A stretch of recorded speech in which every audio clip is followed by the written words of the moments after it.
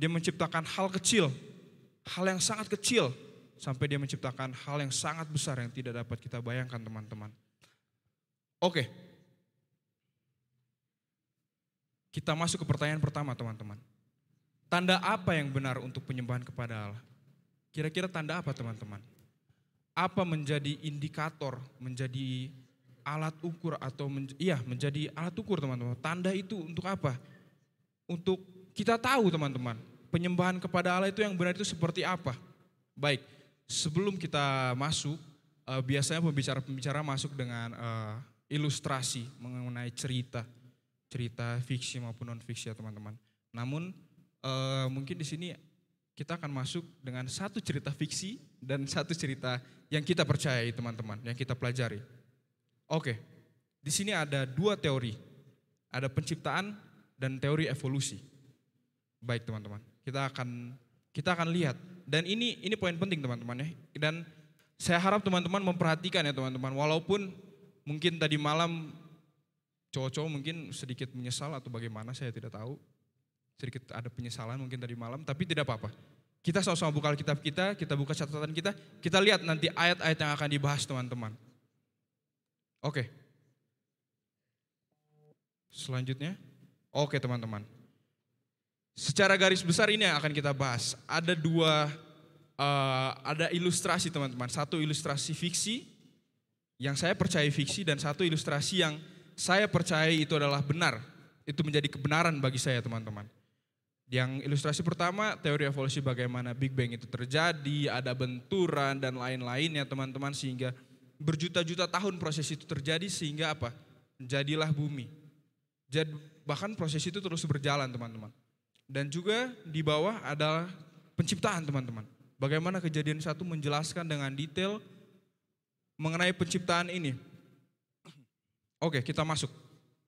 Ini kurang lebih teori evolusi ya teman-teman, bagaimana kita berasal dari sel yang kecil, berubah, beradaptasi menjadi monyet, dan berkembang terus hingga menjadi manusia. Ini sepertinya dia belum berevolusi nih.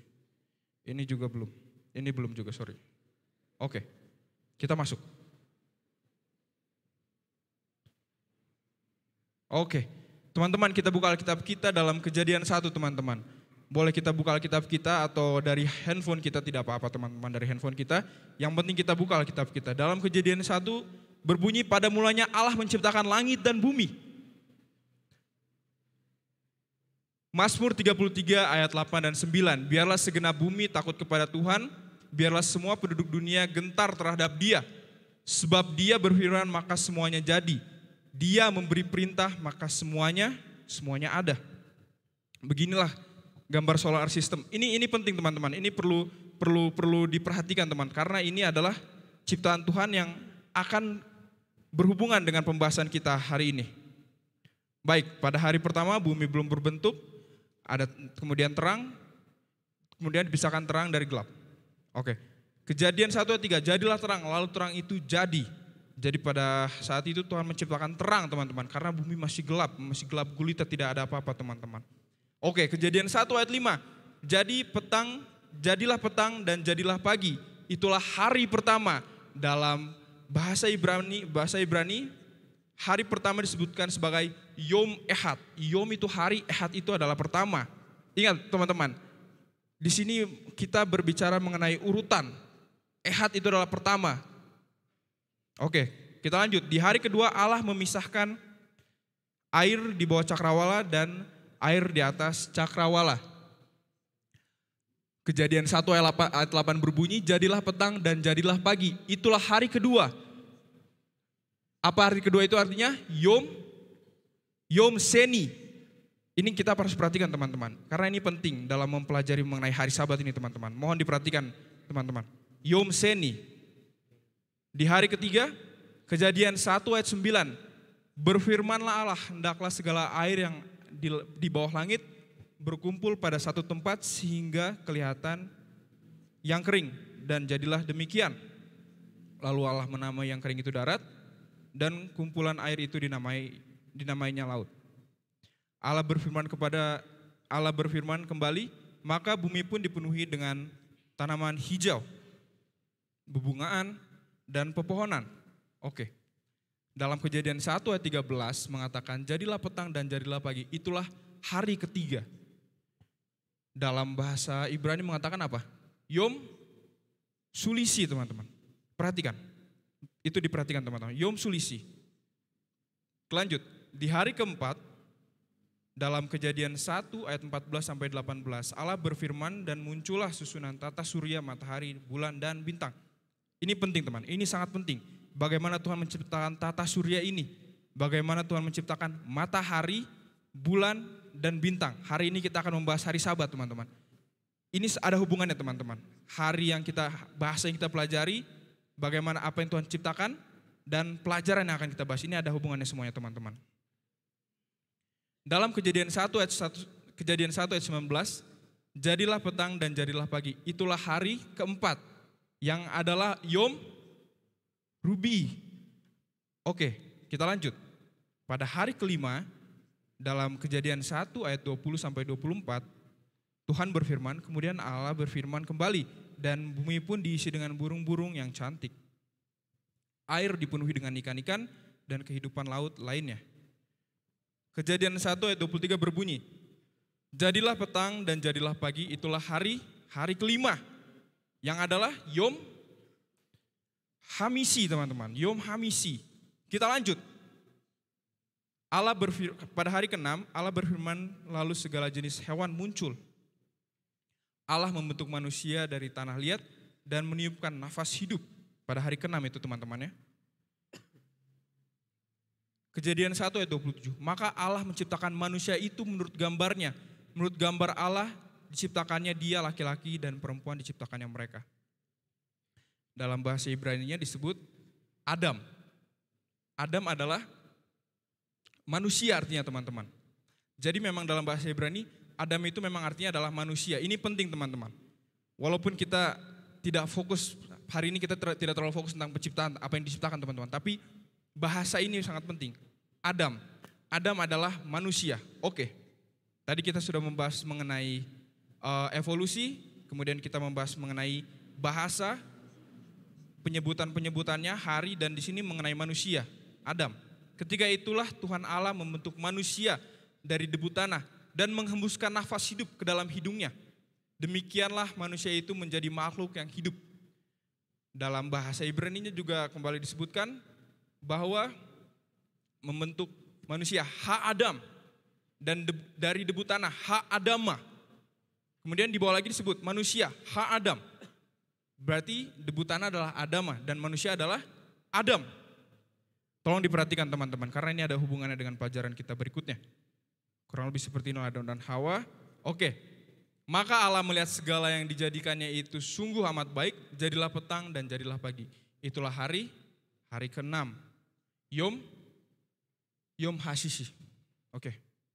Selanjutnya, demikianlah diselesaikan langit dan bumi dan segala isinya. Oke, kita akan masuk kepada hari Sabat, membahas tentang hari Sabat, teman-teman. Kejadian 2 ayat 2, ketika Allah pada hari ke-7 telah menyelesaikan pekerjaannya yang dibuatnya itu, berhentilah ia pada hari ke-7 dari segala pekerjaan yang telah dibuatnya. Lalu Allah memberkati hari ke-7 dan menguduskan, karena pada hari itulah ia berhenti dari segala pekerjaan penciptaan yang telah dibuatnya itu. Baik, teman-teman, ada 3 hal yang dilakukan Yesus pada hari ke-7. Yang pertama, ia berhenti pada hari ke-7, ia berkati hari ke-7 itu, kemudian apa? Ia kuduskan hari ke-7 itu. Dalam bahasa Inggris disebutkan bahwa sanctified, yaitu set apart for holy use. Tuhan memisahkan hari ke-7 apa? Untuk apa? Untuk kebutuhan yang kudus, untuk kebutuhan yang suci, teman-teman. Oke, kita masuk ke pertanyaan pertama. Pertanyaan berikutnya, untuk siapa hari Sabat itu? Untuk siapa hari Sabat itu? Apakah untuk orang Advent? Apakah untuk mahasiswa Unai? Apakah untuk orang Israel saja? Markus 2 ayat 27. Lalu kata Yesus kepada mereka, hari Sabat diadakan untuk manusia dan bukan manusia untuk apa? Untuk hari Sabat. Dan Kejadian 1 ayat 27, kita coba bandingkan, teman-teman. Ayat ini Markus 2 ayat 27 sudah sangat jelas menjelaskan bahwa Sabat diadakan untuk manusia. Dan coba kita bandingkan dengan Kejadian 1 ayat 27. Maka Allah menciptakan manusia itu menurut gambarnya, menurut gambar Allah diciptakannya dia, laki-laki dan perempuan diciptakannya mereka. Baik, kata yang kita sedang pelajari ini adalah mengenai manusia, teman-teman. Fokus kita di Markus 2 ayat 27. Bagaimana Tuhan menciptakan hari Sabat ini untuk apa? Untuk manusia. Kata yang sama digunakan saat penciptaan, yaitu Adam. Kata dan ilustrasi yang kita pelajari sebelumnya akan berguna di sini, sangat berguna di sini. Ada orang bilang bahwa hari Sabat itu untuk orang Yahudi. Apakah di sini Tuhan menyebutkan satu golongan? Tidak, teman-teman. Apakah Tuhan di sini menyebutkan satu ras atau satu agama? Tidak, teman-teman. Tuhan di sini menyebutkan apa? Manusia. Ingat, teman-teman, tadi kita sempat belajar mengenai apa? Teori apa? Evolusi. Kita berasal dari apa, teman-teman? Siapa di sini emang manusia, teman-teman? Siapa di sini yang manusia? Saya rasa di sini semua manusia, teman-teman. Artinya apa, teman-teman? Kita di sini semua itu harus berhari Sabat. Dan Tuhan mengizinkan kita, dan memang Tuhan memberikan hari Sabat itu untuk kita semua di sini, teman-teman. Kecuali ada yang merasa berbeda, boleh, teman-teman. Sesuai dengan teori evolusi. Jadi, sekali lagi, teman-teman, bahwa hari Sabat itu diciptakan untuk kita semua. Hari Sabat itu diciptakan untuk masing-masing kita di sini. Tidak terlepas dia agama apa, tidak terlepas dia rasnya apa, berasal dari keluarga yang bagaimana. Tuhan tidak menyebutkan, teman-teman, dalam Markus 2:27. Kita lanjut. Ya, apakah saudara manusia? Saya rasa semuanya manusia di sini ya. Masihkah Sabat hari ke-7 itu berlaku sampai sekarang? Ya, sering orang ajarkan kalau saat kebangkitan Tuhan maka berpindah menjadi hari lain ya, teman-teman. Tapi kita akan pelajari di sini. Ibrani 4 ayat 9. Jadi masih tersedia suatu hari perhentian, hari ke-7. Hari ke-7, teman-teman, disebutkan dalam bahasa Ibrani adalah Yom Sabah, Yom Sabi. Bagi umat Allah. Ini Ibrani ini ditulis oleh Rasul Paulus ya teman-teman. Bagaimana dia hidup setelah kematian Yesus. Dia bukan dia hidup, tapi dia melayani, dia mengucapkan ini setelah kematian Yesus, teman-teman. Artinya apa? Ajaran mengenai bahwa hari Sabat itu telah berpindah karena kenaikan Tuhan Yesus hari Minggu, itu tidak berlaku, teman-teman. Karena Paulus masih mengajarkan hal yang sama. Seperti apa yang diajarkan apa? Apa yang diajarkan Yesus, apa yang diajarkan oleh sebelumnya, teman-teman. Artinya pelajaran ini atau hari Sabat ini masih sama, tidak berubah, teman-teman. Sebab barang siapa yang telah masuk ke tempat perhentiannya, ia sendiri telah berhenti dari segala pekerjaannya. Sama seperti Allah berhenti dari pekerjaannya. Dalam Kejadian 2:3, lalu Allah memberkati hari ke-7 itu dan menguduskannya. Karena pada hari itulah ia berhenti dari segala pekerjaan penciptaan yang telah dibuatnya itu. Teman-teman, bagaimana Allah, kemudian Yesus, kemudian Paulus, ini sudah lewat kebangkitan Yesus, tapi apa? Ajarannya masih sama mengenai hari ke-7 ini. Pergerakan benda angkasa apakah yang menghasilkan perhitungan waktu satu hari? Kita bahas cepat saja di sini. Bumi berputar pada porosnya. Pergerakan benda angkasa apakah yang menghasilkan perhitungan waktu 1 bulan? Bulan mengitari bumi. Untuk 1 tahun, bumi mengitari matahari. Kemudian bagaimana dengan 1 minggu, teman-teman? Apakah ada benda angkasa yang mengindikasikan bahwa ini sudah 1 minggu, bahwa menandakan bahwa ini sudah 1 minggu? Apakah ada benda angkasa yang menyatakan hal seperti itu atau menunjukkan tanda-tanda seperti itu? Di sini ada kutipan, setiap urutan dari putaran 7 hari digunakan berbagai kalender, khususnya putaran 7 hari dimulai pada hari Minggu. Ini mengenai 1 minggu. Lalu pergerakan benda angkasa apakah yang menghasilkan perhitungan waktu 7 hari? Tidak ada, teman-teman. Di sini ada yang bisa menjelaskan pergerakan benda angkasa apa yang menunjukkan kalau ini sudah 7 hari. Ada yang bisa menjelaskan? Tidak ada, teman-teman. Tidak ada yang membuktikan. The 7 day is not a natural cycle, implying therefore that it is supernatural. In fact, there is nothing in nature that will cause man instinctively to mark of time in 7 day cycle. Other units of time could easily be explained by just a true observation of the nature around us. Sudah jelas di sini teman-teman, bahwa itu adalah apa? Sebuah siklus yang bisa dibilang supernatural, tidak terpikirkan teman-teman. Maksudnya dijelaskan di sini bagaimana apa? Tidak ada apapun di alam yang menyebabkan manusia secara naluriah menandai waktu dalam siklus 7 hari. Dan benda-benda lain dapat ditandai, oh ini sudah 1 hari, ini sudah 1 bulan, ini sudah 1 tahun. Tapi untuk 7 hari tidak teman-teman. Inilah kelahiran hari ke-7 yang supernatural itu teman-teman. Apa bahasa Alkitab untuk hari ke-7 atau hari lahir yang hari yang super alami ini? Imamat 2:3 ayat 3 menjelaskan 6 hari lamanya boleh dilakukan pekerjaan, tetapi pada hari yang ke-7 haruslah ada sabat, hari perhentian penuh, yakni hari pertemuan kudus. Janganlah kamu melakukan sesuatu pekerjaan, itulah sabat bagi Tuhan di segala tempat kediamanmu. Hari ke-7 adalah hari sabat, hari perhentian, dan hari istirahat teman-teman. Jatuh pada hari apakah hari ke-7 atau hari sabat itu? Oke, di sini menjelaskan bahwa sabat itu adalah hari Sabtu yang dipercaya oleh orang Yahudi untuk beribadah kepada Tuhan. Apakah hari sabat itu? Nah ini dia teman-teman yang tadi kita pelajari. Kita tidak, secara bahasa memang mirip teman-teman. Ingat, yang membedakan kita orang bahasa Indonesia dengan bahasa mereka adalah kalau kita Senin, nggak ada artinya. Selasa, Rabu. Tapi beda dengan orang Ibrani teman-teman. Mereka apa? Yom Ehad. Ehad itu apa? Pertama teman-teman. Mereka menamakan hari berdasarkan apa? Urutan. Mereka tidak langsung, oh ini hari Senin deh, ini hari Selasa deh, ini hari Rabu deh. Enggak. Kalau kita memang hanya menerima serapan saja teman-teman bahasa kita. Tapi dari bahasa aslinya itu urutan teman-teman. Membahas mengenai urutan hari teman-teman. Dan juga Arab. Arab juga memiliki serapan yang mirip dengan apa? Dengan bahasa Ibrani. Dan inilah meaningnya, Hebrew meaningnya. Yang tadi saya bilang hari-hari dalam Hebrew ini membahas mengenai urutan. First day, second day, dan di hari Sabat. Dan kalau kita memang googling, kita lihat apa arti hari Sabat ini teman-teman. Itu adalah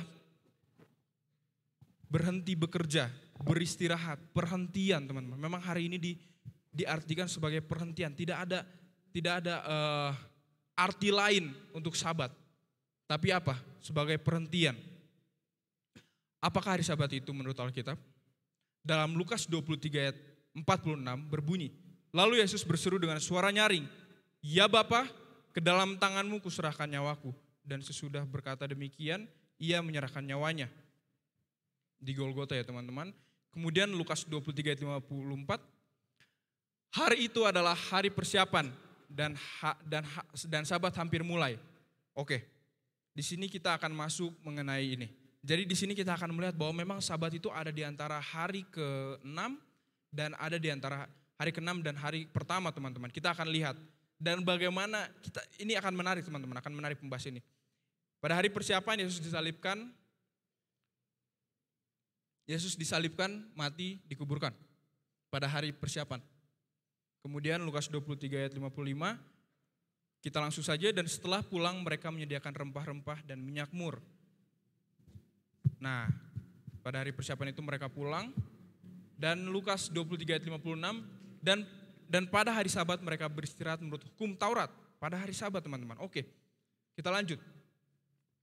Pada hari Sabat Yesus berada di dalam kuburan, perempuan-perempuan beristirahat menurut hukum Taurat.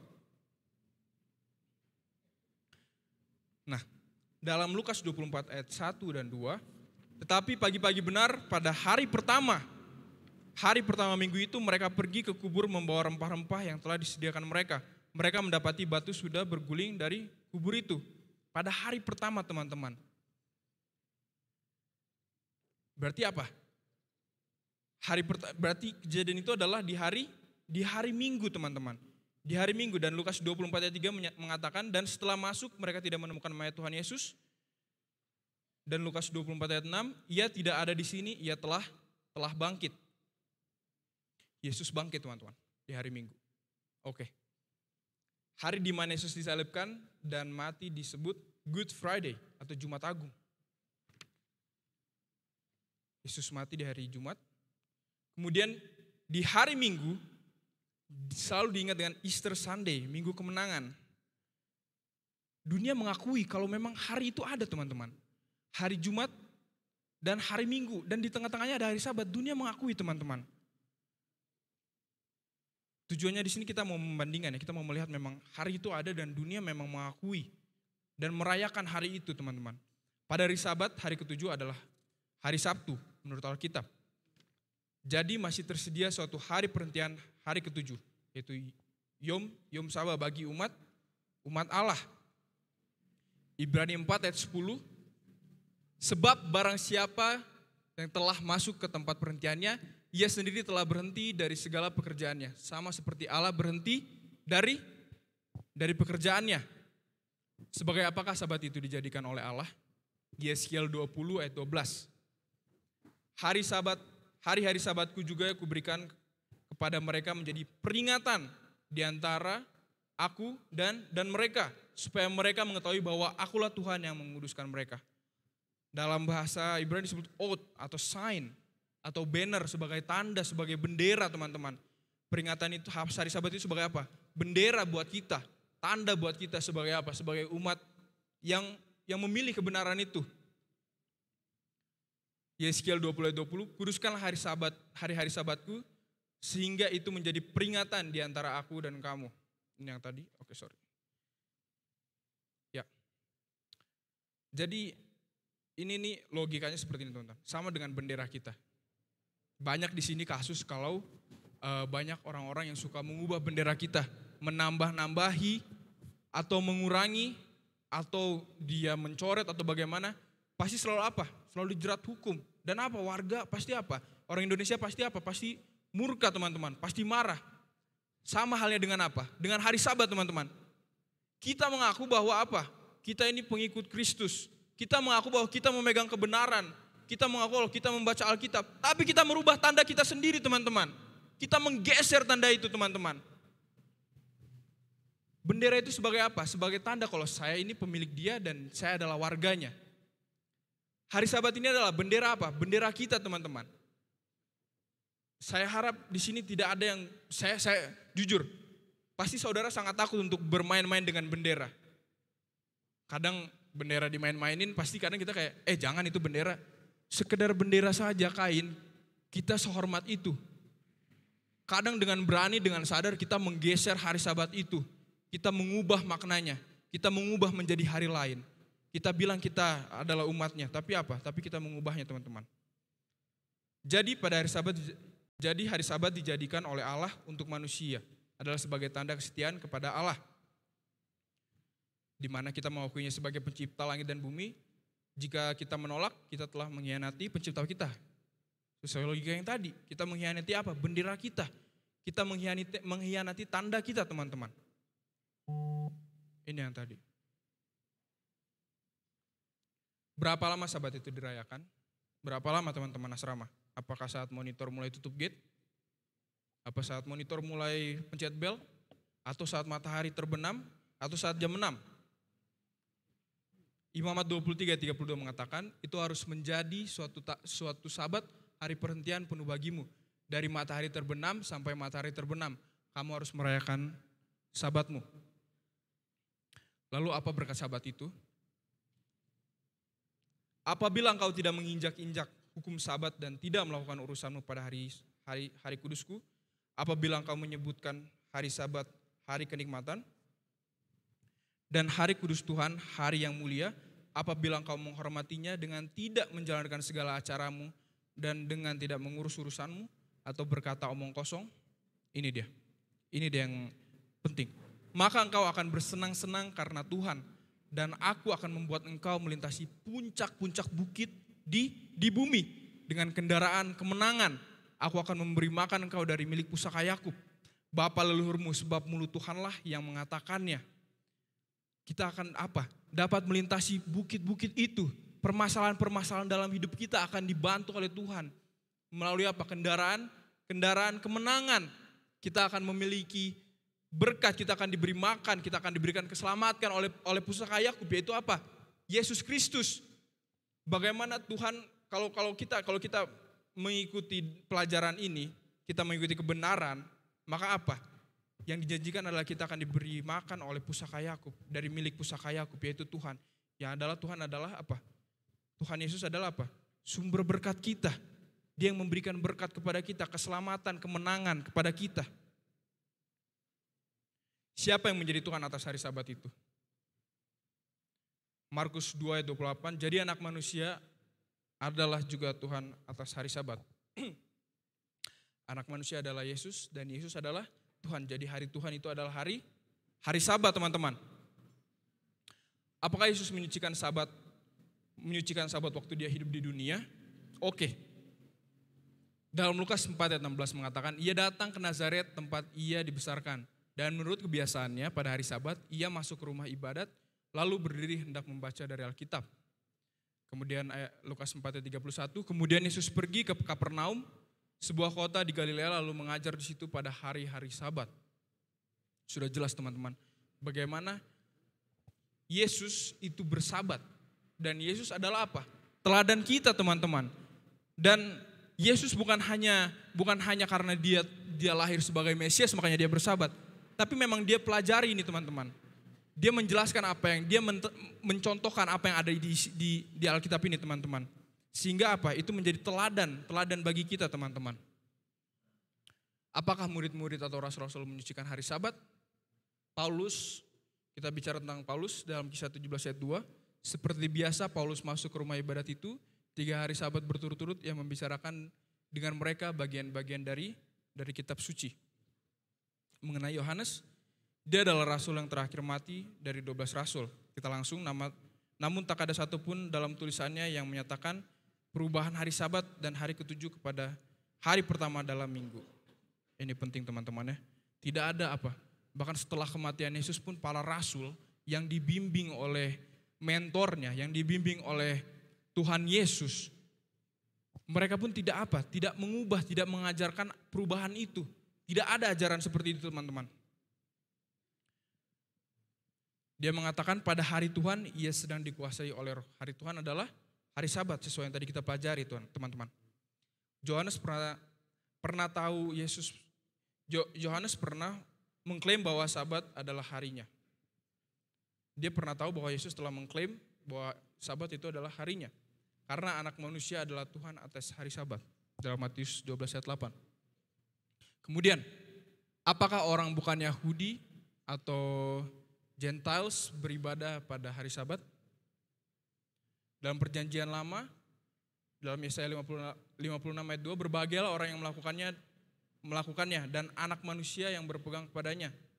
Sebab memelihara hari Sabat dan tidak menajiskannya dan menahan diri dari setiap perbuatan jahat.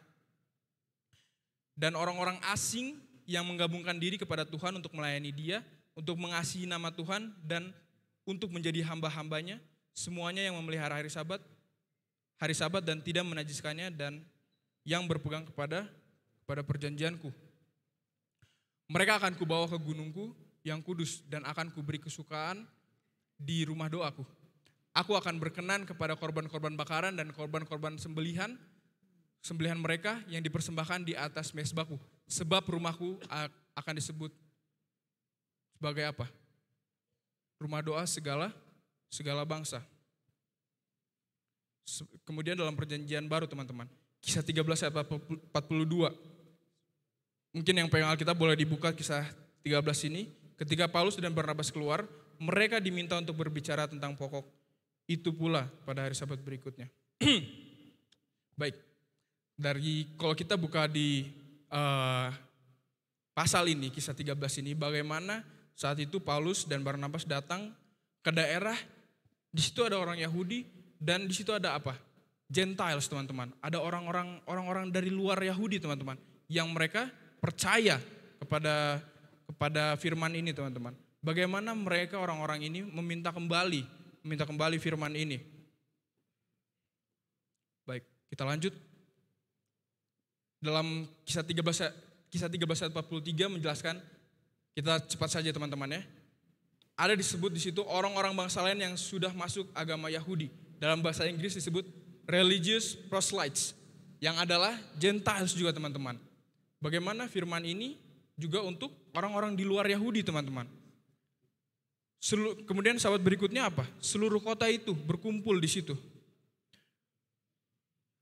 Dan setiap hari Sabat Paulus berbicara dalam rumah ibadat, berusaha meyakinkan orang-orang Yahudi dan orang-orang Yunani, orang-orang dari luar Yahudi teman-teman. Dalam perjanjian baru disebutkan ada 84 sabat yang berbeda yang dipelihara oleh rasul-rasul. Inilah teman-teman kurang lebih ayat-ayat ini membahas sabat-sabat yang dilakukan oleh apa? Rasul-rasul yang dijalani oleh rasul-rasul. Yang artinya apa? Rasul-rasul tidak mengubah. Setelah kebangkitan itu tidak ada perubahan teman-teman. Rasul-rasul tetap pada hari Sabat. Tak pernah sekalipun mereka menunjukkan hari Minggu sebagai hari apa? Hari yang suci teman-teman. Sudah jelas dikatakan bahwa tidak ada perubahan itu. Lalu halalkah berbuat baik atau kebajikan pada hari Sabat? Sebentar lagi ya teman-teman. Sedikit lagi. Lalu halalkah berbuat baik? Bukankah manusia jauh lebih berharga daripada domba, karena itu boleh berbuat baik pada hari Sabat. Juga Musa menyunat memerintah untuk apa? Hukum Taurat memerintahkan apa? Untuk apa?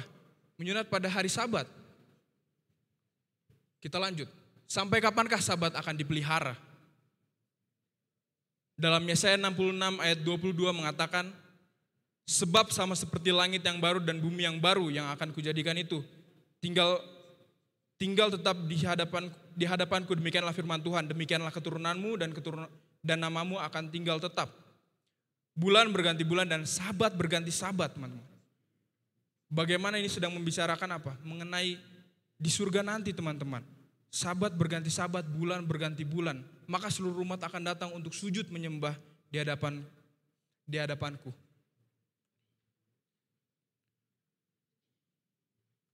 Baik. Hanya ada dua pilihan bagi kita teman-teman. Hanya ada dua pilihan. Yaitu apa? Mengikuti atau melawan. Tidak ada jalan lain teman-teman. Karena apa? Tidak pernah ada ajaran lain. Bahkan sampai yang terakhir pun tidak pernah mengajarkan yang lain teman-teman. Hanya dua pilihan. Mengikuti dia atau apa? Melawan dia. Saya rindu agar saudara-saudara memilih tanda yang benar, bendera yang benar. Memilih hari yang benar teman-teman. Sebagai apa? Sebagai penyembahan buat kita teman-teman. Mungkin pasti teman-teman berkata, susah, nanti dikira bakal aneh. Pasti beda sendiri dari keluarga. Itu pasti teman-teman. Itu pasti, dan mungkin beberapa teman-teman di sini mengalami hal yang sama teman-teman. Sama seperti tentara dan hari Sabat teman-teman. Bagaimana dia rela mengorbankan semuanya. Untuk apa? Untuk benderanya. Untuk apa? Untuk tandanya. Untuk apa? Untuk hari Sabat itu teman-teman.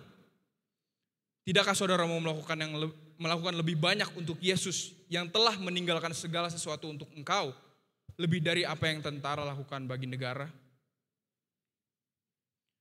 Maukah engkau mengadakan keputusan sekarang? Janganlah engkau melakukan ini karena untuk memenuhi tuntutan saja, tetapi memilih Sabat oleh karena engkau apa? Mengasihi Yesus. Jikalau kamu mengasihi aku, kamu akan menuruti segala perintahku.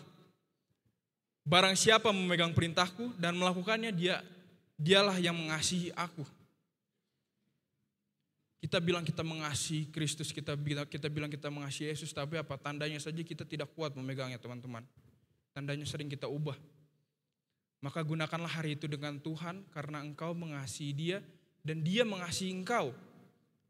Maka hari itu akan sungguh-sungguh suatu hari yang paling berharga bagimu sepanjang minggu, dan berkat-berkat hari Sabat yang dijanjikan akan menjadi bahagiamu.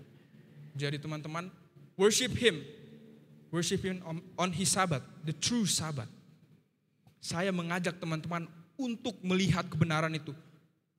Kebenaran itu ada di tangan teman-teman masing-masing, ada di HP teman-teman masing-masing. Cuma apa? Tinggal kita baca dan kita mengerti teman-teman.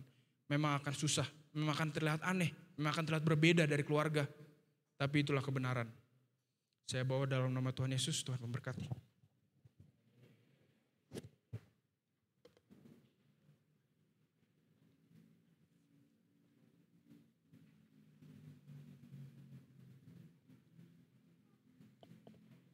We are grateful for the beautiful message of God that we have heard. We praise God from SD Hymnal number 381, Holy Sabbath Day of Rest.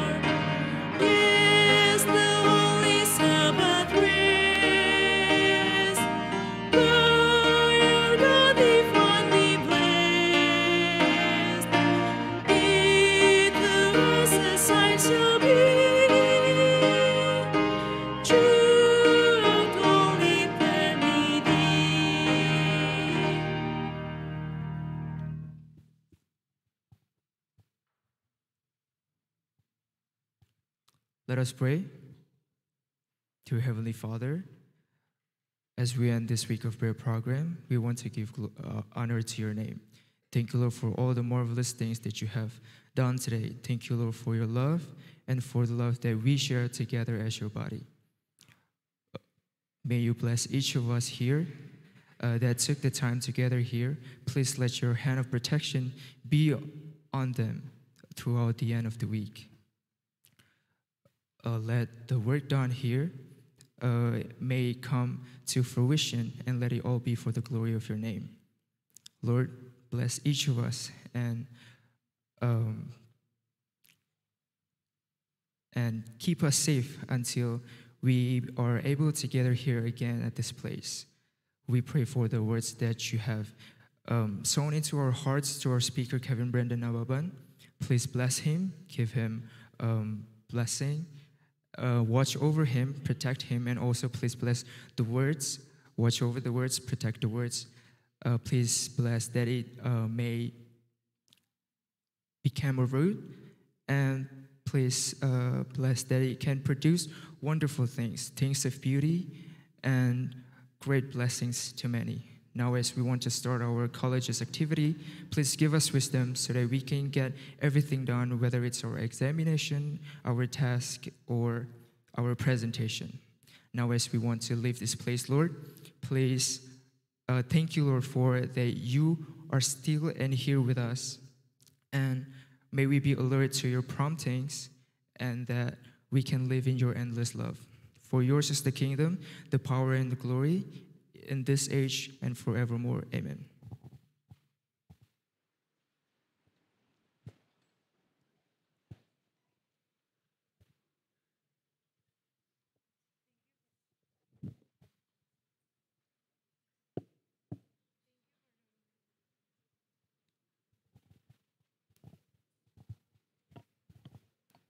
Thank you for the beautiful message of God that remind us to remember the Sabbath holy.